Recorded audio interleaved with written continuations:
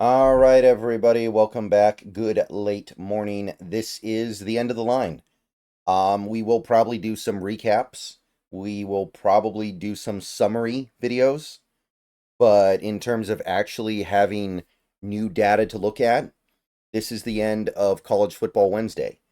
I imagine there will be some conversation around whatever happens in the bowl game, or bowl games, excuse me, but a lot of the players are probably going to sit out those bowl games.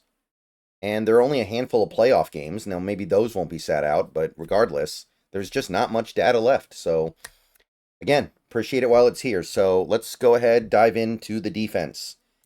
Nose tackle, we have two. One of them is here almost every week, Kenneth Grant of Michigan. Really good game this week. Michigan pulling off that big upset, in part because Kenneth Grant, really good game. 4 tackles, half a tackle for loss, 5 pressures, playing mostly from B gap, admittedly, but he did also play a lot of snaps in A gap.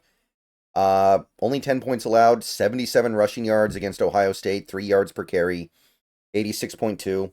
The dude is really good. And I've seen a lot of mock drafts give Kenneth Grant to the Seahawks in the first round, and I mean, I'm torn on that one, right? On the one hand, we already have spent too many resources on down linemen, but we also need a nose tackle, and Kenneth Grant's good. So I would be kind of mixed on that one. And the next guy here is a new guy, Jamari Caldwell of Oregon. We haven't talked about him at all this year, but I got to see it up close and personal. 3 tackles, 1 tackle for loss for Oregon against Washington this last week, 2 pressures, 21 points, 43 rushing yards, which is a little misleading because of all the sacks, but still, I watched that game. Washington wasn't really able to run the ball on Oregon at all, so 1.2 yards per carry. Maybe that's not completely painting an accurate picture, but it's close. 79.9. Jamari Caldwell, day 3 nose tackle. That might be the guy. Who knows? All right, edge rushers. Good week for edge rushers. We had some big names here and some smaller names. Abdul Carter leads the way like he usually does. Penn State. Awesome player. Awesome guy. 6 tackles, 2 for loss, which were 2 sacks. 6 pressures. Penn State allows 7 points, barely over 120 yards passing, 4.7 yards per pass, really good. And Carter, again, has a 90 plus PFF grade. So the guy's really good. And I don't think we're going to have a high enough pick to get him. But if he falls to the Seahawks pick, I'm all over that, man. I am all over that because he is fun.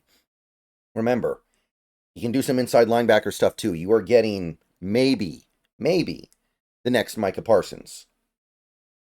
Tyler Batty, late round guy for BYU, 9 tackles, 2.5 for loss. No sacks, interestingly enough, but 5 pressures.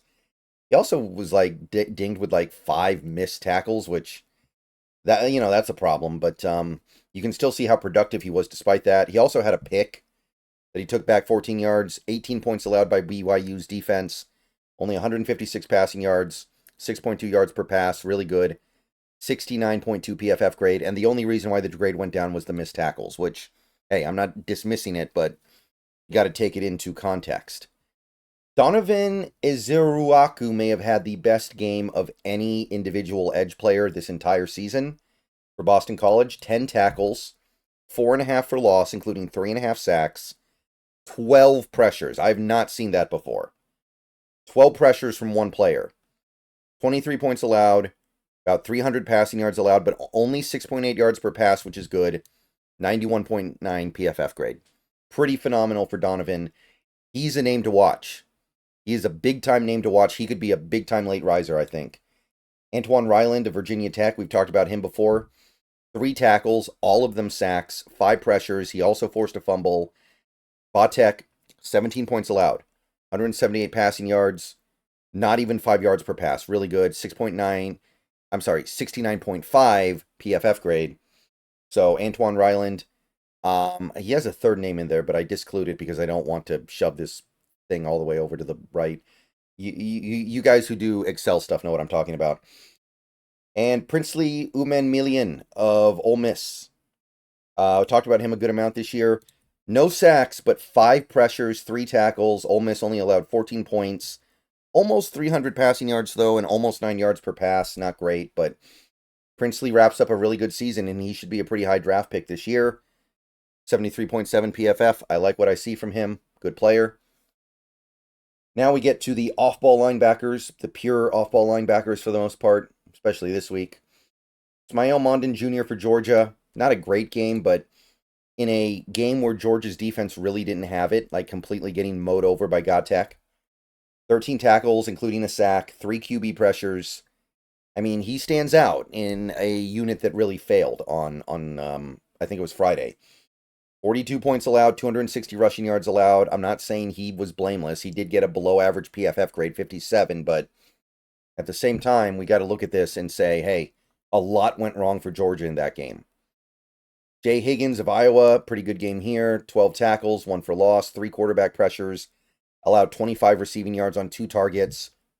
Iowa only allowed the 10 points, 144 rushing yards, which was good, 3.3 yards per carry.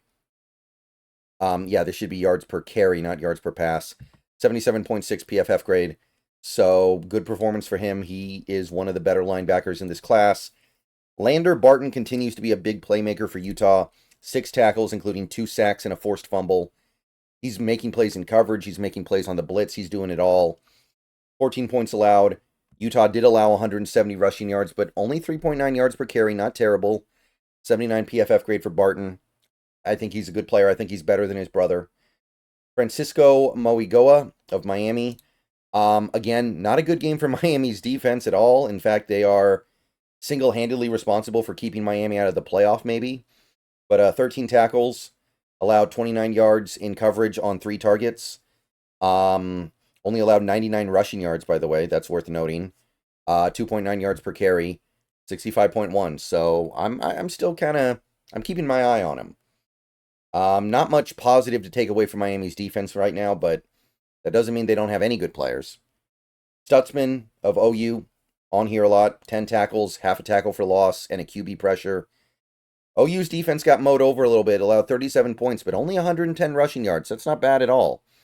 74.8 PFF grade. Not against it.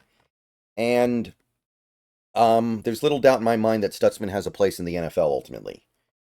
All right, let's take it home with safety, defensive back. All these guys are safeties.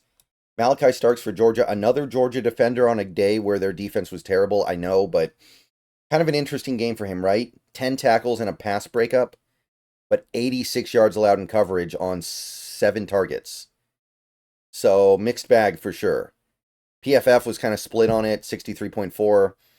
They allowed over 300 passing yards to Georgia Tech, 42 points. I mean, I don't know.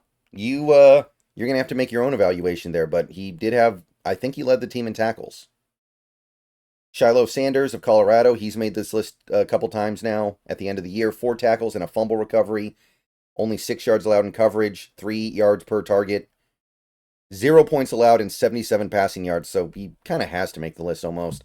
73.2. Locked down. Like, you give up 77 passing yards as a team, you did it.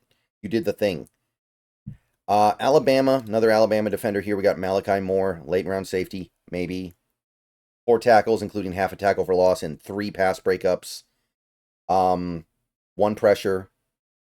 So blitzing as well. Didn't allow any catches on 4 targets, which is remarkable because he had to break up personally 3 of those passes. And Alabama only allowed 14 points. Now, it was 300 passing yards, 7.2 yards per pass, but Malachi did good, 68.7. So, good game for him. Nick Amanwari had another good game for SC. He continues to be a guy that I kind of think is a first-round talent. It looks like he might go in the second, but a lot of time for that to change. 7 tackles, got targeted in coverage twice, only allowed 11 yards total. 14 points allowed by South Carolina. 280 passing yards, which that's not great. 7.6 yards per pass, but overall, good game for Amanwari, 75.5 PFF. And the final guy of this week and the final guy of the series for this season, Notre Dame safety Xavier Watts, 9 tackles and a 100-yard pick 6 to seal the game. Notre Dame had 2 pick 6s in this game, by the way. You don't see that every day. 1 pass breakup as well. Had 2 quarterback pressures. Allowed 35 receiving yards on 3 targets. Now, USC got their points and they got their yards. 35 points, 360 yards. But Xavier Watts, I mean, he's a ball hawk. I had to put him here somewhere, even though PFF only gave him a 64.2. He's a good player, and a play like that is going to catch my attention pretty much no matter what. All right, that's it. We're done. I'll see you guys later. Go Hawks. More videos coming later. Let me know what you think, and do it again next year, I think. Why not? Hope everybody had fun.